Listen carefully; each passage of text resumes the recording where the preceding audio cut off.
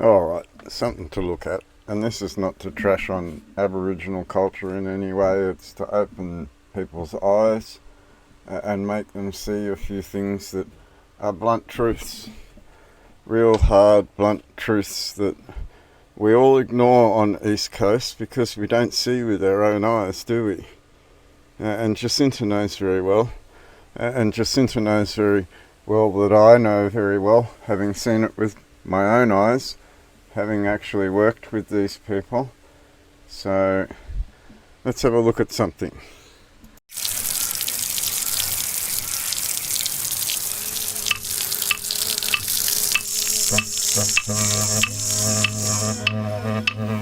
Nulla. My name is Betty Roberts. My age is 73 years old, I reckon. I can always check up this thing from a clinic if you want it.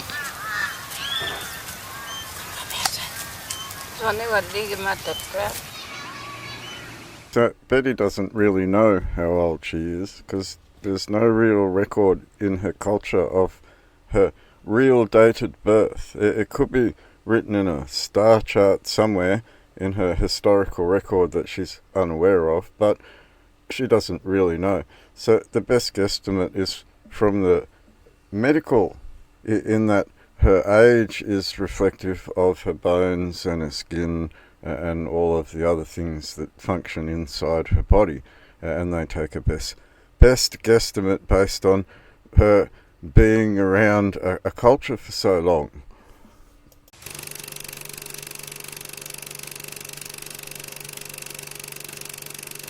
When I was a little girl, long time, la mission days, my grandmother and government were bush, and Malabar culture been probably strong at that time.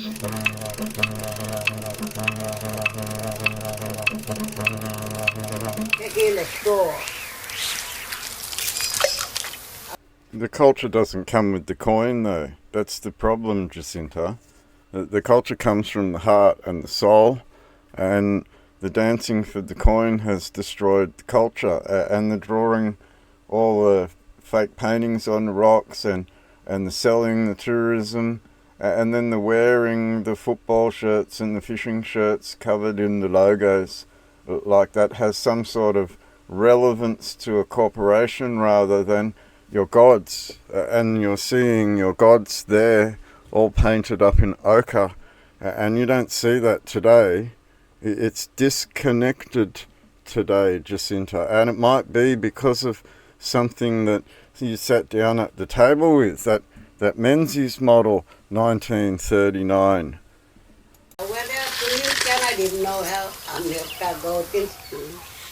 There's a crocodile coming there, look, big crocodile. Maloy, olor ngame. You what? But we can walk over there. Bakarim me when you think about Bakarim Nala do. Nala, that way, Karen. Lawanem.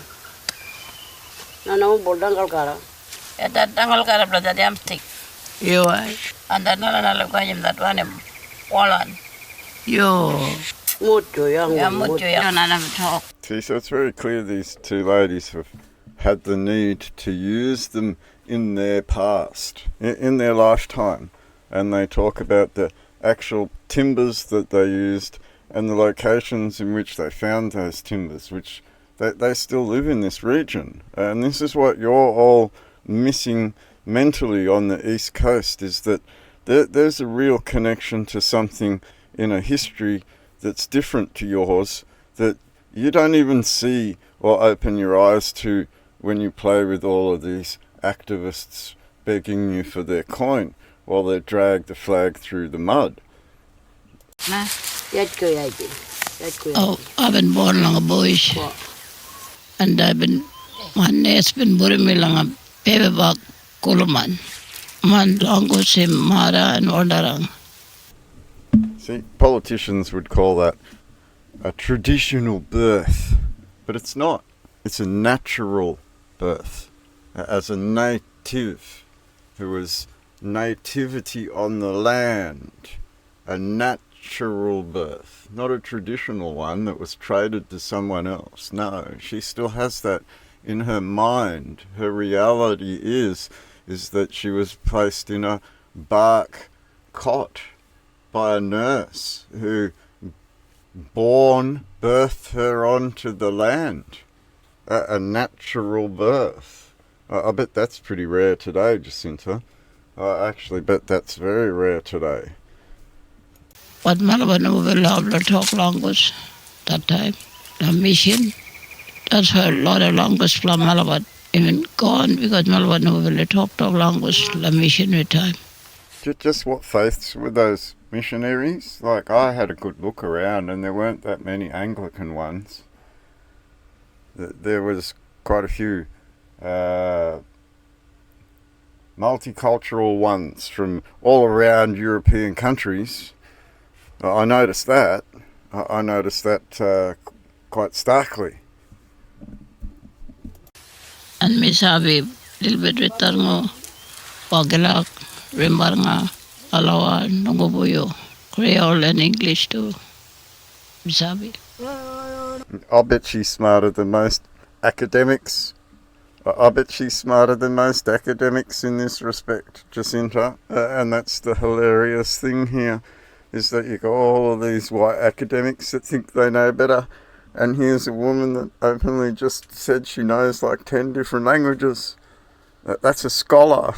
That's the hilarious thing here. The woman's scholared in language.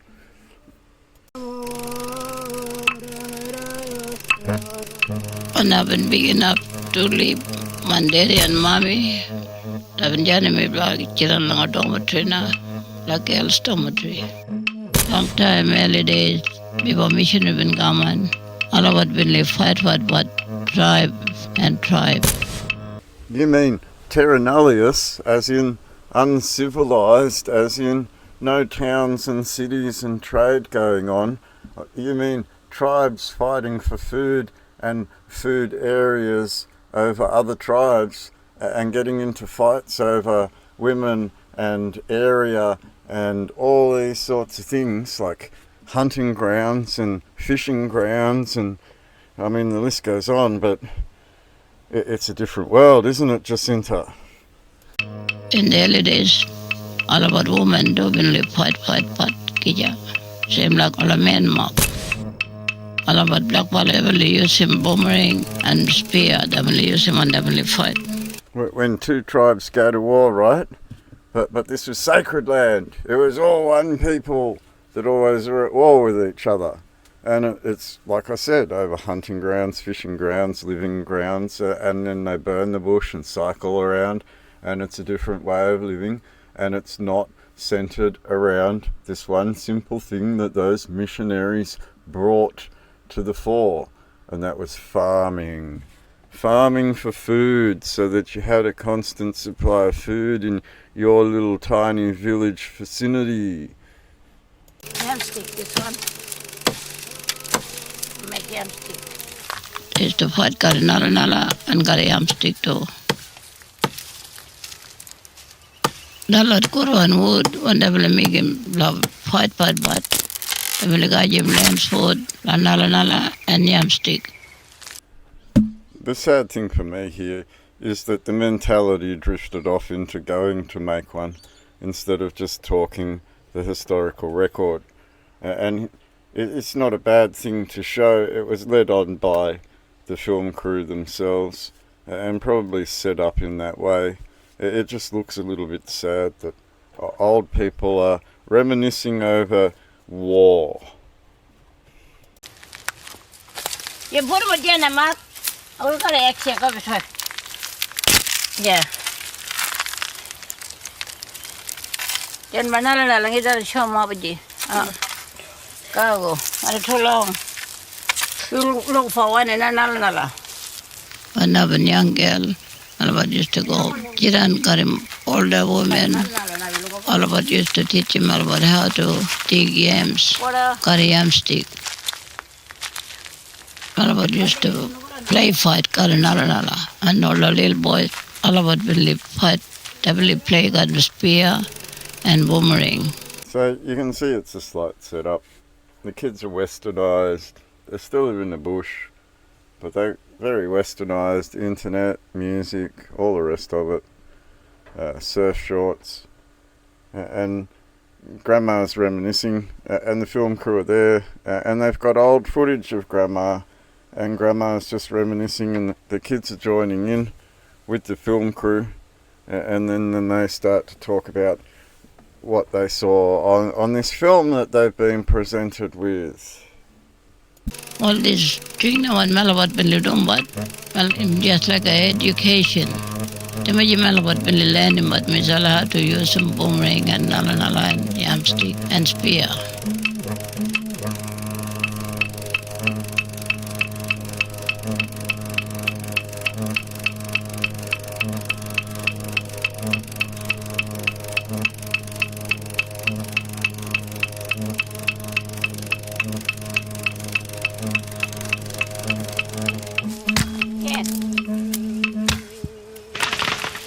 Even good Malabat to Dalat skills so Malabat can sabi when ever fight Pinana Kamala Malabat. Malabat been abo ready that abum Nulla and boomerang and spear and yamstick.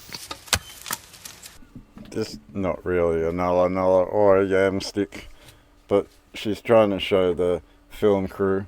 She would have had to have gone to some sort of forest to find the right kind of plant, and that would have been a plant that would have grown straight up through the rest of the forest. A straight little stick, spikes up very young and goes very tall, and tries to reach the sunlight amongst all the other trees, and it's got no branches on it, which makes it perfect for a spear or a stick to use for sort of hunting.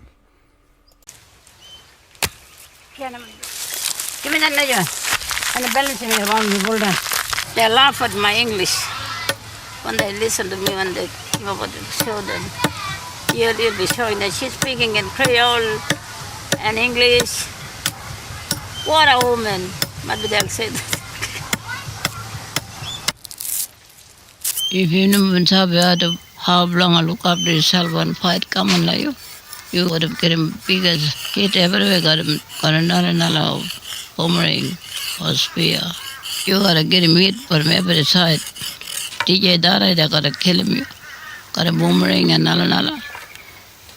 1000% clearly Aborigine versus Aborigine tribe that's still going on in Yindamu and Wadeye and Thursday Island and Palm Island, and there's a few places where they still congregated them together and caused conflict in peoples that were different to each other, and the government treated them all as the same while they raped the lands with their corporations and left them living like this. This is the direct reality, is that look at the standard of living that we're looking at right now. But you gotta learn how to look after yourself when you get in a biggest fight.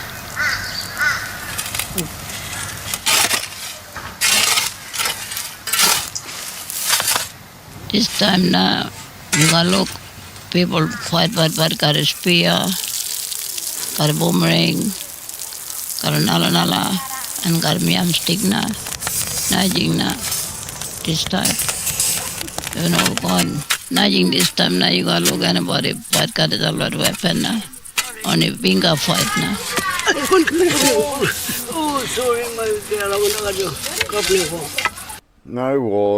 No wars between tribes anymore. No use of war weapons between tribes anymore. Just defence of families. Sorry, love, I think I burnt you there. No more wars. And that's what I'm pointing out here, is that all of that stupid clashing and tribal warfare has dissipated into nothing, hasn't it? And if they wanted to go back to scrapping over a fishing territory or a tribal hunting ground, then that's what they're left with, eating rather than farming all of these foods that they buy in the Coles and the Woolworths. on the Centrelings.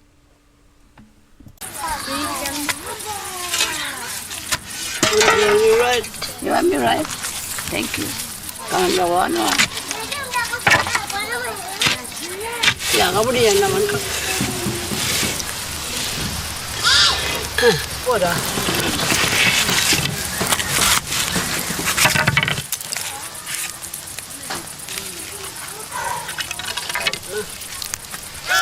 That lot will probably become the firewood over the night once the cameras have been put away.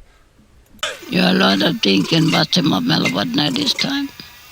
New thing. A lot of sickness Malabat in Avambat in the early days. You gotta learn how to look after yourself today.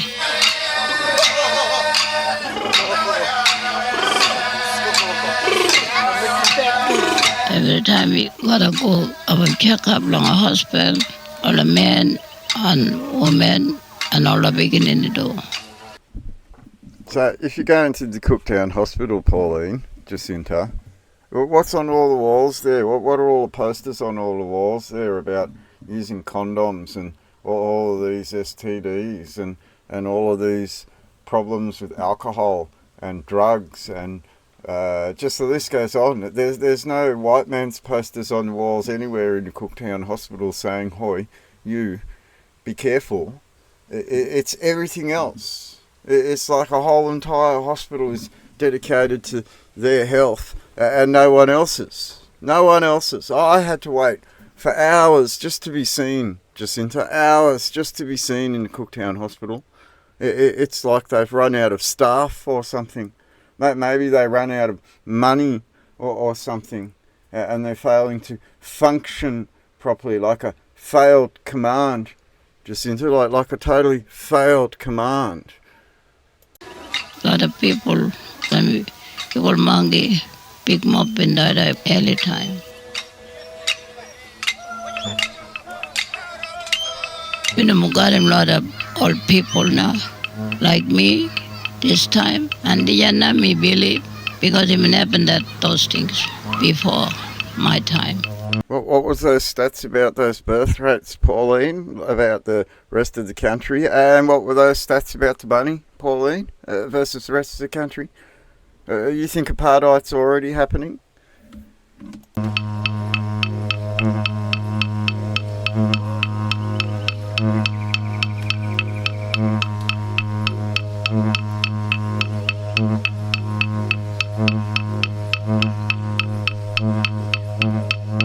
Now, Jacinta, did you see that part? Pauline pointing it out very clearly. The Australian government wasted money on that. The Australian government wasted money on that production, that bullshit lie production. Right? A woman going and chopping down some firewood that they used at the camp later that don't really reflect anything that's being spoken about, while openly admitting very, very clearly there were issues on the land before white settlement even occurred. And maybe white settlement helped some of these people get out of that warrior status as tribal warriors that were considered to be uncivilized. Uncivilized, Pauline. And this is the reality of it. We've now seen Jacinta be honest about it past, and now we've seen some honesty from Betty Roberts. But what's disgusting here is that it was paid for by the Australian government, Pauline. The Australian government, that's where all the coffers have just dripped out from. And why don't you find out how? Like Federal Executive Council pushing the Prime Minister and Cabinet to just keep squandering the people's money behind Parliament's back, Pauline. Behind the Parliament's back. But because you're unable to do anything about it, aren't you? It comes from the executive branch of government, which is a totally different chapter in the Constitution that comes from where, Pauline? Where, Pauline? Shall we have a look quickly? I'll just go see. Oh, it'll bring it up in my history. There we go. It's in my history. See? Boom. Oh, I don't have to stuff around here. The executive power of the Commonwealth is vested in the King and is exercisable by the Governor-General as the King's representative, and extends to the execution and maintenance of the Constitution itself and of all the laws of the Commonwealth. Section 61, executive power. That's what we were all hinting at in the last few videos, Pauline. That's what we were all hinting at under Justice Lonergan and the true line of authority here that exists in this Constitution and the execution and maintenance of said Constitution in the line of authority vested in the King. Vested in the King how, Pauline? And that's the question we need to ask all of the executive branch of government right now. How is it vested and where and why? And what is these changes under 63, 64 that were made in 1973 and 1986? We have some questions to ask because we're looking at some truths unfolding, aren't we? Before everyone, while you tried to undermine Section 61 of the very Constitution itself. Just go and ask Justice Lonergan. It's clearly on the Supreme Court record. It's very clear what you've attempted to do from the executive branches of government. And it's very clear that Justice Lonergan has defined a curial right in the matter which came from somewhere. That curial right came from somewhere, Pauline. That right might have come from a stone in a king's domain that was surrounded by Anzac or Australian Imperial forces.